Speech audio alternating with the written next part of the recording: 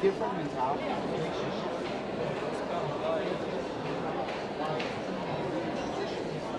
to go to have that truck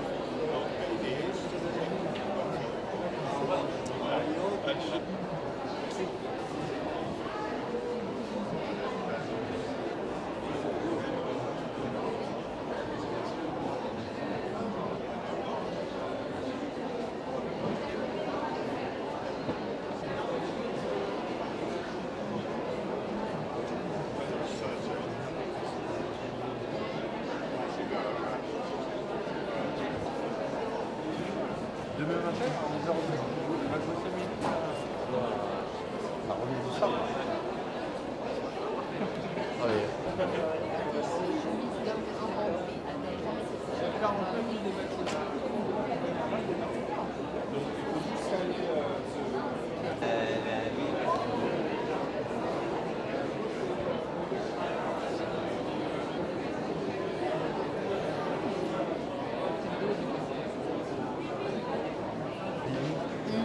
En fait, quand je restais privé, mais en fait, non, pas du tout.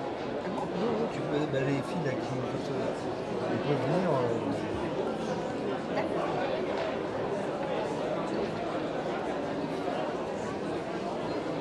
J'ai cru que c'était Jérôme. C'est mieux avec la lumière. Oui. Ah, vas-y, avec la lumière du portable. Ouais, Mais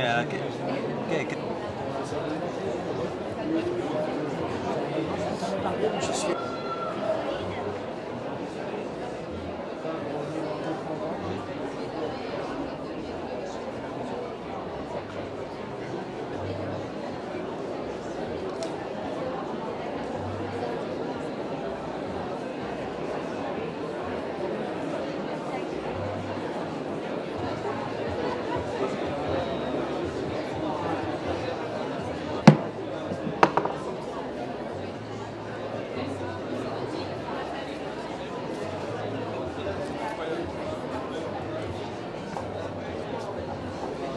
Eh bien, quand tu es face à l'entrée du Louvre, c'est dans ton dos.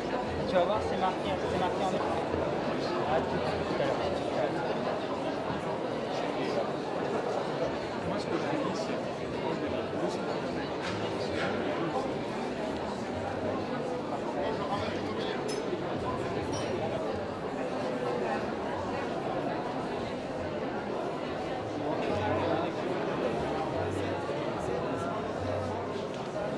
Bonjour, je m'appelle Charlie Martin et je suis spécialisé dans la restauration, la vente et l'achat de malles de voyage anciennes.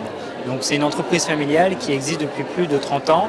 Mes parents ont commencé dans les années 1995-2000 et on achète des malles Vuitton, des malles de voyage, les plus belles fabrications du début du XXe siècle dans le monde entier, qu'on restaure en Normandie ou dans notre atelier éphémère du 5 rue du Bocador à Paris. Une fois qu'on les a acquis et restaurés, soit on les met à disposition à la vente dans le magasin, soit on les loue pour le cinéma, soit on les garde en collection privée. Et lors de la restauration, eh bien, on va nettoyer toutes les parties en toile, tout le bois, toute la partie en laiton. On va essayer de garder un maximum toutes les pièces d'origine et redonner à la malle l'aspect qu'elle avait en sortie de magasin au début du XXe siècle, mais en conservant précieusement les stigmates du temps. Donc parfois, lors de la restauration, on découvre des étiquettes d'hôtel, des étiquettes de transport, et on va pouvoir petit à petit retracer le passé et l'histoire de l'objet. Alors moi personnellement, j'ai toujours fait ça, je suis littéralement né dans une malle et depuis que je suis petit, j'en vois partout et j'aide mon père. Maintenant officiellement, ça fait 2 ans. 2 ans qu'on travaille ensemble et du coup on s'est réparti le travail un petit peu naturellement car eux sont toujours en voyage à la recherche de ces objets et moi je reste à Paris où je vends, je restaure et j'achète sur internet. Il n'y a aucun cursus conventionnel pour ce genre de choses. C'est des objets anciens. Pour la restauration, vous avez des matières qui sont très différentes à travailler, la toile, le cuir, le bois. Donc c'est des compétences qui sont très différentes. Il n'y a pas d'école. Maintenant, on a la chance d'être né au milieu de ces objets et donc forcément en s'intéressant, en démontant, en regardant comment c'était fait, en apprenant aussi beaucoup dans les livres et dans les catalogues anciens, eh bien on comprend petit à petit. Et aujourd'hui, je ne vais pas vous dire qu'elles n'ont plus de secret puisque c'est à chaque fois une nouvelle découverte, mais au niveau de la fabrication, on les connaît quand même très très bien. ça m'est pas tombé dessus. Moi, je suis né comme ça, donc c'est tout à fait normal. Pour moi, c'est naturel. Ça coule dans mes veines. Maintenant, mon père, lui, c'était tout nouveau et lui a juste un cursus scolaire d'ébéniste. Maintenant, il a trouvé un jour la malle de son grand-père et c'est là que tout a commencé. La pièce lui a beaucoup plu. Il a commencé à la restaurer avec ses compétences d'ébéniste et puis le résultat lui a plu également. Donc comme il aimait l'objet et le travail qu'il a effectué dessus, il en a acheté une autre, puis deux, puis trois. Et aujourd'hui, on a la chance de vivre de ce travail et d'acheter des pièces pour notre collection personnelle et pour nos clients dans le monde entier. Comme dans l'horlogerie, comme dans l'automobile, tout dépend de la valise, tout dépend de la pièce. Parfois, j'ai des malles qui sont bloquées pendant des années parce qu'il nous manque une pièce pour faire la restauration.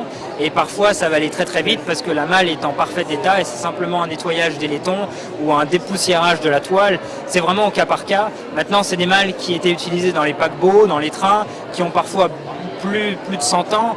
Et c'est toujours, quelle que soit la trouvaille, c'est à chaque fois une nouvelle démarche et c'est jamais vraiment la même méthode pour restaurer ces différentes pièces. Oui, c'est des personnes qui achètent une maison dans le sud de la France ou que sais-je, et puis en vidant la maison pour mettre leurs effets personnels, ils retrouvent dans le grenier une belle malle de voyage appartenant au dernier propriétaire de la maison.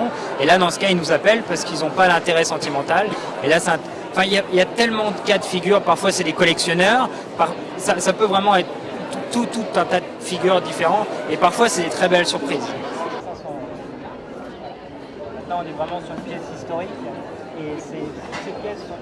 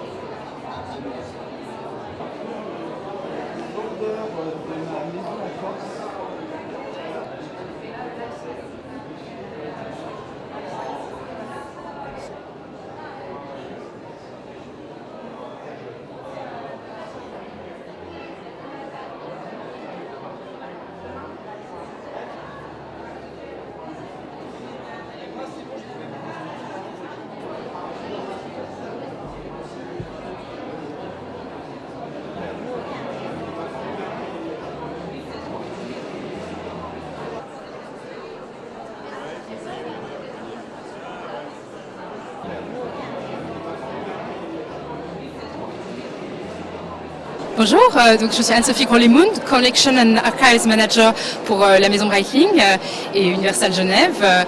Donc je m'occupe donc de tout ce qui est relatif à l'héritage et donc de collecter les archives, de pouvoir sourcer les informations et également de pouvoir implémenter de nouvelles initiatives comme aujourd'hui, donc cette formidable initiative autour de la sustainability aujourd'hui à Reluxury. Donc ici vous avez donc différents modèles donc d'une vente vintage. Donc c'est vraiment un événement pour nous parce que c'est la première fois que nous proposons ce type d'initiative dans un salon. Donc on avait la vente donc de 2021 qui était surtout le marché parisien. Maintenant nous allons essayer de créer un engouement autour de futures initiatives un peu relatives au marché du vintage et essentiellement dans le but de pouvoir redynamiser une marque qui a fêté ses 140 ans cette année. 140 ans, ça signifie quoi pour nous? Ça signifie un pop-up museum à Zurich axé sur les grandes thématiques Breitling. Donc vous n'avez pas uniquement les montres de pilotes, mais vous avez aussi l'univers sous-marin, vous avez aussi des montres de femmes avec des icônes comme James Brixhart, si vous connaissez. Si vous ne connaissez pas, eh bien rendez-nous visite à Zurich. Nous sommes là jusqu'en avril et nous aurons le plaisir d'accueillir le maximum de public intéressé par les montres, mais aussi par notre maison qui est assez dynamique, une maison plutôt jeune avec ces couleurs jaunes et bleues qui sont plutôt chaleureuses et qui réveillent bien cet enthousiasme que nous avons tous pour les montres, mais aussi l'univers sportif, avec, comme vous pouvez le voir, différentes collections. Donc nous avons la collection Super Ocean Heritage, donc qui reprend un peu les différentes particularités donc de la Super Ocean, mais avec un twist, et notamment des twists sur les bracelets, avec ce magnifique bleu, donc ce bleu qui est réellement très sympathique et qui permet aussi d'avoir un appel au voyage. Alors la cosmonaute, alors oui, justement, c'est une montre qui est très intéressante. Alors, parce qu'on parle souvent d'un Navitimer, mais en réalité, il y a la cosmonaute qui est, je dirais, sa petite sœur. Donc, c'est une montre qui a une histoire particulièrement singulière. Donc, en 1962, elle est demandée, en fait, du coup, au dirigeant Breitling par l'astronaute Scott Carpenter. Donc, Scott Carpenter, qui nous a permis, donc, en tant que maison suisse, d'avoir la première montre suisse dans l'espace. Et c'est vraiment une épopée formidable parce qu'à la fois, c'est un outil pour les professionnels, mais également un outil de style avec, comme vous pouvez le voir sur cette référence, un cadran qui est en or plaqué, qui a quand même vocation à être plus distingué que de l'acier, mais qui reste quand même dans un outil très pratique, avec notamment des complications qui sont centrées sur le confort de l'utilisateur, le confort de l'aviateur qui veut du coup pouvoir connaître l'heure précise, mais aussi se repérer dans des espaces vraiment contraignants comme celui d'un cockpit, avec des luminosités qui font qu'on est obligé d'avoir des éléments très visibles. Donc comme vous pouvez le voir sur cette montre, l'avantage c'est que nous sommes sur un format avec des index 24 heures, donc c'est pas du tout une montre 12 heures où on a une montre classique avec au final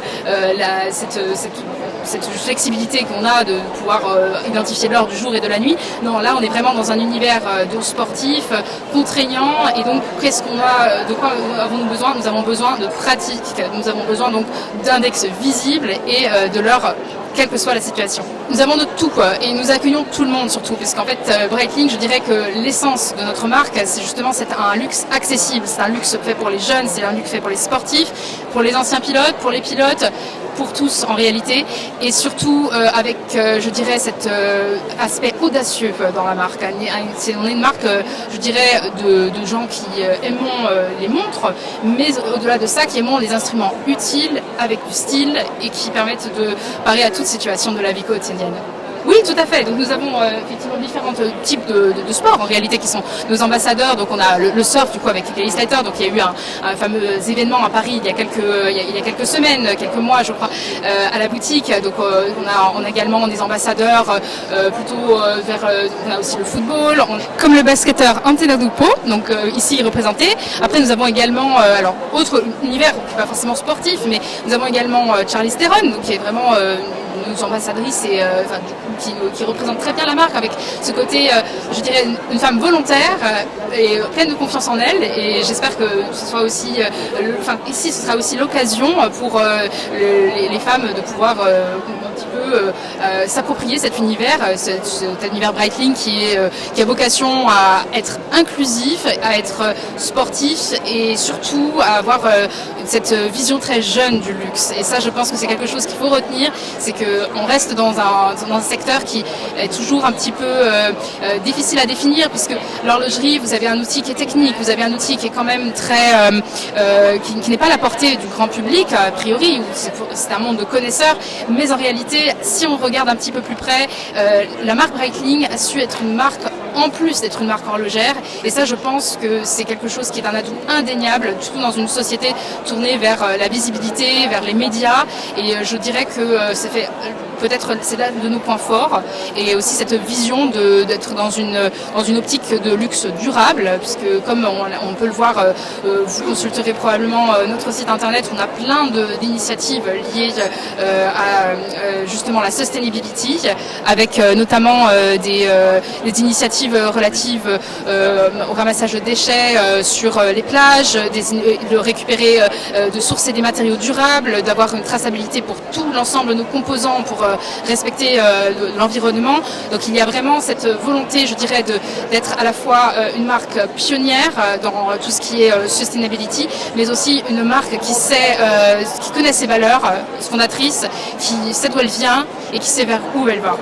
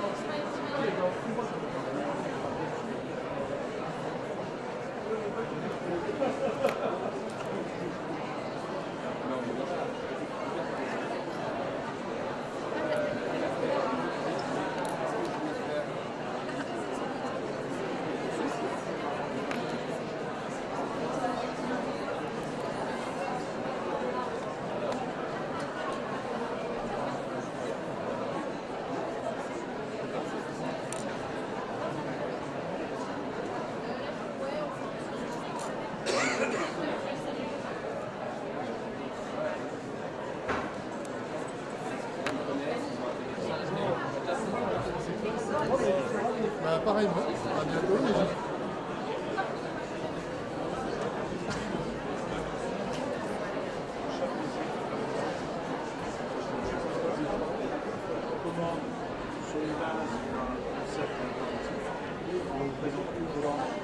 Alors, on pense qu'on a là les frais de port, parce qu'il y a les prix des passagers, pour les gens qui peuvent.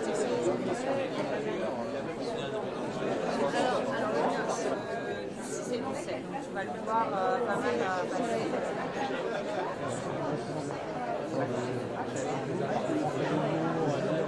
Sur une discrète, je joue beaucoup de diners. Non, la faute du mec en angle.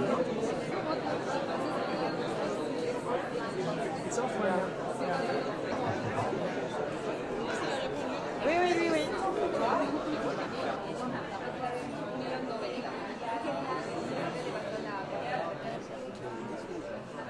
Il y avait une autre box, c'était je crois pas Cliff qui avait ce type de concept.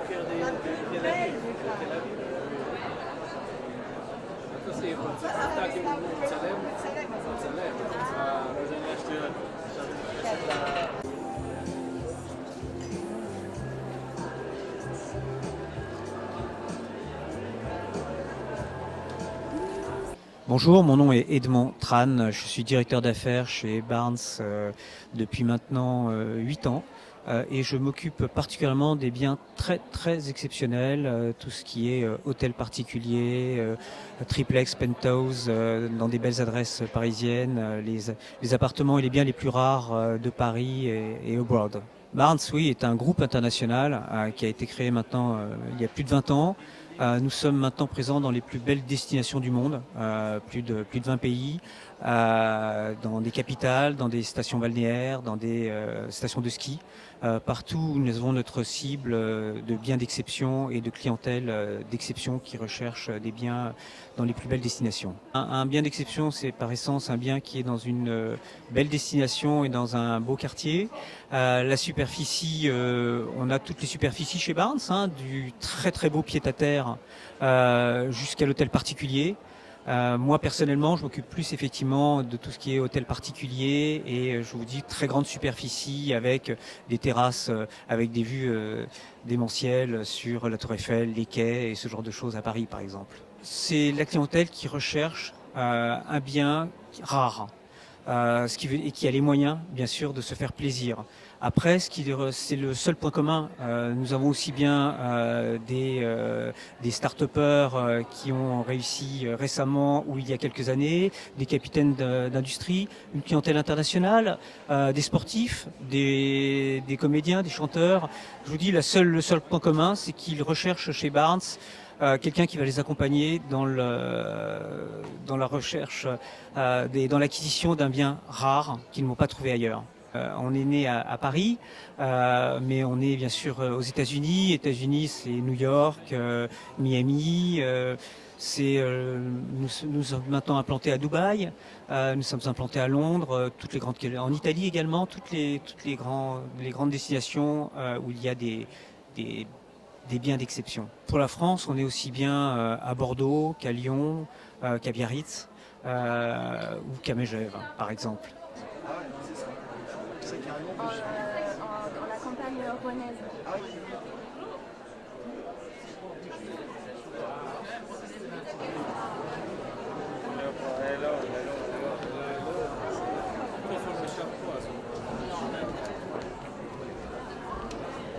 Bonjour, je m'appelle Laurence Benzimra, je suis la directrice des ventes de Barnes Israël. Tout d'abord, je voulais vous dire qu'on est très fiers de faire aujourd'hui partie de la maison Barnes et que nous avons ouvert depuis 3 mois notre agence Barnes en Israël, à Tel Aviv. On est très heureux. On a de belles propriétés, de beaux appartements. On a des propriétés d'exception. On a toutes sortes de propriétés. Nous nous occupons de promouvoir des projets neufs en Israël, mais aussi des appartements de seconde main. Nous avons aussi des villas parce que je m'occupe aussi personnellement de maisons à Herzliya, proche mer, de très belles villas, certaines avec piscine et vraiment, nous avons vraiment des propriétés exceptionnelles, que ce soit à Tel Aviv, des triplex penthouse qui embrassent la ville avec des vues incroyables sur la mer. Nous avons vraiment des clients divers. Nous avons des artistes, des hommes d'affaires. Nous sommes en contact avec des family office. Nous avons aussi des gens, des familles qui viennent faire leur alia en Israël. Donc voilà, je voulais vous annoncer ça. Je vous remercie et bonne journée.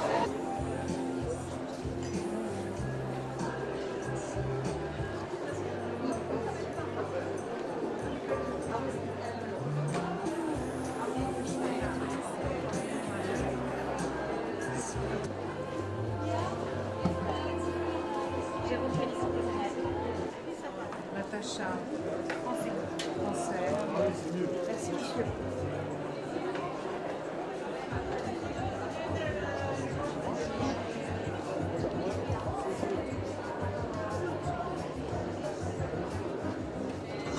Attention. Moi, je me suis pas fait mal.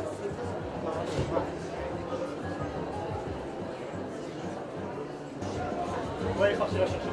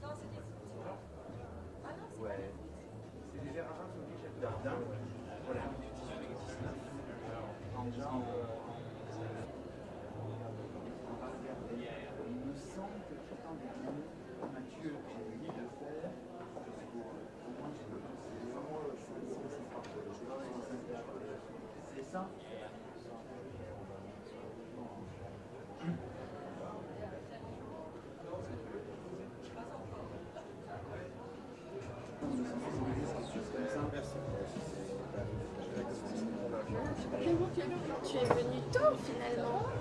C'est toi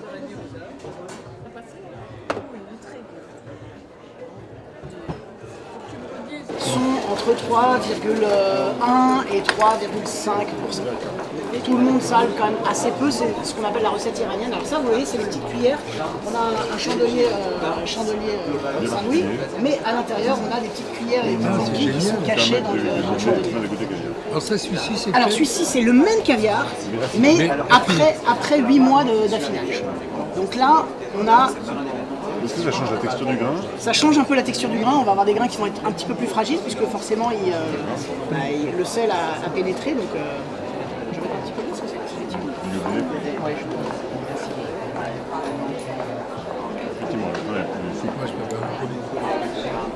Il n'y a pas de bonne ou de mauvaise réponse. Alors en général, il est un petit peu plus sombre, puisque le caviar a tendance à s'assombrir avec le temps. Hop. Oui, il est exceptionnel également. Vous avez fait le ultra frais ou pas? Non. Voilà. On va faire. Il faut commencer par celui-là. Oui, parce que le deuxième, il est fort. En termes de goût. Là, on est à Moscou. Là, oui, là, c'est plus le caviar tel que les gens l'imaginent, vraiment le caviar classique, effectivement à la russe. On peut avoir l'impression justement un peu plus saline, mais alors que pareil, c'est vraiment le même caviar, c'est juste que l'affinage lui donne. Alors nous, en général, ça, c'est des caviars qui sont vraiment exclusivement pour la dégustation. Ça, c'est plus des caviars qu'on va utiliser sur des plats. Parce que du coup, ce qui est vrai, c'est que ça, c'est un peu dommage sur une pomme de terre au caviar, par exemple, on va moins le sentir. Ça, c'est plus présent dans un plat. Exactement. Nous, on a une toute petite production, on est vraiment tout petit producteur. Et donc, on fait moins d'une tonne de ciètre et on fait 400 kilos de beluga. Ce qui, pour le coup, pour le beluga, c'est beaucoup. Parce qu'aujourd'hui, il y a encore peu de producteurs de beluga. On fait quand même pas mal de beluga, mais ça reste des petits volumes. Et on fait très peu. Enfin, pour le coup, l'ossiètre, si je prends par exemple les producteurs français, mettons Sturia, ils produisent 13 tonnes. 15 tonnes à une toute petite ferme dans le sud de la Bulgarie. On a goûté frais et sur un fond. Et alors là, on a le même caviar, mais affiné. C'est extraordinaire quand vous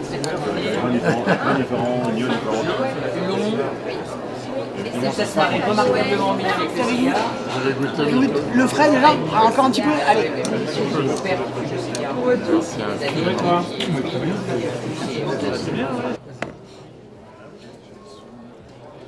appareil photo. Allez, encore un petit peu. En plus. Je vais bien prendre un ultra frais aussi. Allez.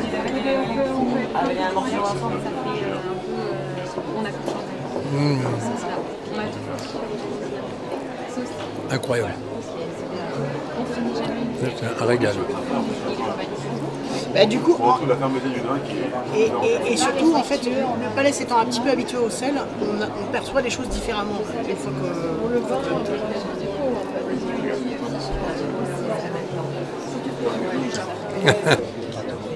Ça pourrait presque se mettre en bague.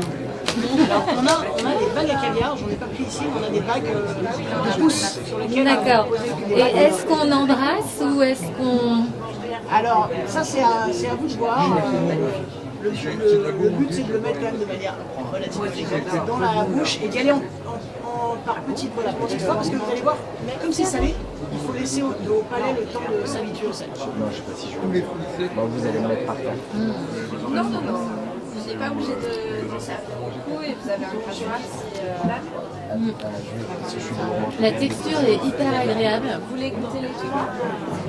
Et ce qui est intéressant, c'est que la première saveur d'attaque n'a rien à voir avec... C'est pour ça que je dis souvent Ouais. au moins 2 fois. Ouais. Parce que le caviar c'est un produit salé.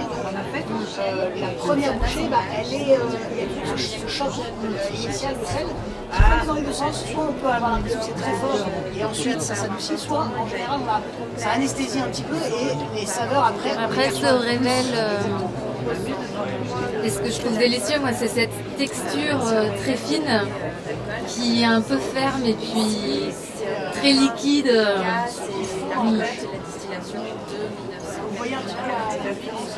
En revanche, je ne savais pas du tout que c'était comme ça.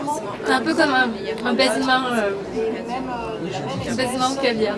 Si vous voulez, Donc ça c'est plus le caviar tel qu'on l'imagine, le côté effectivement iodé, surtout l'ossiètre. Sur d'autres caviars, on va avoir des évolutions qui vont être un petit peu différentes, mais l'ossiètre, on a vraiment l'iode qui va ressortir avec les fromages. Donc on est une maison de caviar française, mais avec une production en Bulgarie. On a nos propres esturgeons en Bulgarie, toute petite maison, mais on a 3 restaurants à Paris, un restaurant à Tokyo, donc on est plus une maison de gastronomie, on va dire, qu'une maison de caviar à proprement parler. Et aujourd'hui, on va faire une petite expérience autour de l'affinage du caviar, puisque ici on a un caviar assez classique, un caviar d'ossiètre. Alors l'ossiètre, c'est le nom de l'esturgeon russe, un esturgeon qui était le plus répandu en mer Caspienne, qui fait partie des esturgeons classiques. Aujourd'hui, il y a une dizaine d'esturgeons qu'on élève pour leur caviar. Nous, on en élève 4 différents. Et ici, voilà l'ossiètre. Oui, du coup, je fais aussi pour la caviar. Et ici, on a alors 2 choses assez rares. Un ossiètre extra frais, mais quand je dis extra frais, c'est il a été pêché la semaine dernière. À moins d'être directement sur la pêcherie, mais là on a cette expérience un petit peu noix verte, noisette fraîche, ce type de saveur un petit peu astringente mais très terrienne entre guillemets, le côté beurré, crémeux. Et ici on va goûter le même caviar mais après 8 mois d'affinage, donc voir un petit peu comment peut évoluer un caviar. Donc là on est vraiment en fin d'affinage, c'est plutôt un caviar qu'on va utiliser traditionnellement sur les plats, avec beaucoup plus d'iode, le côté marin beaucoup plus fort. Et ce que je vous propose c'est de le déguster à la royale, c'est-à-dire directement sur le dos de la main, qui est la gestuelle des goûteurs des tsars, qui goûtaient tous les plats de la cour impériale sur la peau. L'idée au départ c'était de sentir s'il n'y avait pas une petite irritation due à certains poisons avant de goûter. Un premier check on va dire, et puis c'est devenu un gestuel dans le monde du caviar parce que les pêcheurs en mer Caspienne se sont mis à copier ce geste là et c'est devenu du coup un rituel dans le monde du caviar. En plus ça permet de réchauffer très légèrement le caviar, donc c'est très sympa. Après si vous voulez pas mettre du caviar sur la main, j'ai aussi des petites pampilles de notre chandelier sur lesquelles on peut servir le caviar. Alors on y va. Je vais juste faire éviter, voilà. Donc ce que je vous conseille c'est de ne pas tout prendre en une fois, mais d'y aller petit à petit, de prendre quelques grains d'abord pour bien tapisser le palais, pour l'habituer au sel.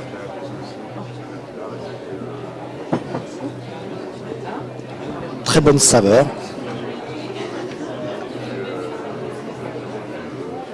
Est-ce qu'il y a un retraitement Pardon? Est-ce qu'il y a un travail qui est fait sur... Alors oui, le caviar c'est des œufs d'esturgeon salés. Donc on extrait les œufs et ensuite on sale. Et c'est le traitement entre guillemets qui permet de faire du caviar. C'est-à-dire que sinon vous avez, alors techniquement des ovocytes, puisque ce ne sont pas des œufs, mais sinon vous avez des œufs qui vont non seulement avoir moins de goût et moins de conservation, hein, c'est les deux rôles du sel traditionnel, le rôle d'exhausteur de goût et le rôle de conservation, mais ce qu'on ignore souvent c'est qu'aussi le sel il va cuire la membrane extérieure. Si on regarde au microscope on a des petites ridules qui vont faire que ça va solidifier l'œuf, et si vous ne salez pas un œuf d'esturgeon, en fait au bout de quelques jours l'œuf de lui-même il va s'effondrer sur lui-même. Donc en fait, il y a à la fois l'exhausteur de goût, à la fois la conservation, mais surtout le fait de solidifier l'œuf, de cuire en quelque sorte l'œuf, et ce qui va lui permettre de devenir du caviar. Et si vous le faites pas, des œufs d'esturgeon non salés, en fait, ça ne se conserve pas, ça ne tient pas. Ça se mange très frais, non? Ça se mange frais, pas trop frais, parce qu'il faut quand même sentir un petit peu les saveurs. Le mieux, c'est quand on a un frigo un peu frais, c'est de le sortir et d'attendre quelques minutes pour qu'il soit frais, mais pas trop. Voilà, donc je confirme que le caviar de la maison Barnes est excellent et je vous conseille de le goûter éventuellement ou de l'acheter. Où est-ce qu'on peut le trouver? Alors chez Boutari, donc boutari.com en ligne, et sinon dans tous nos restaurants Boutari, le petit Boutari, le comptoir Boutari.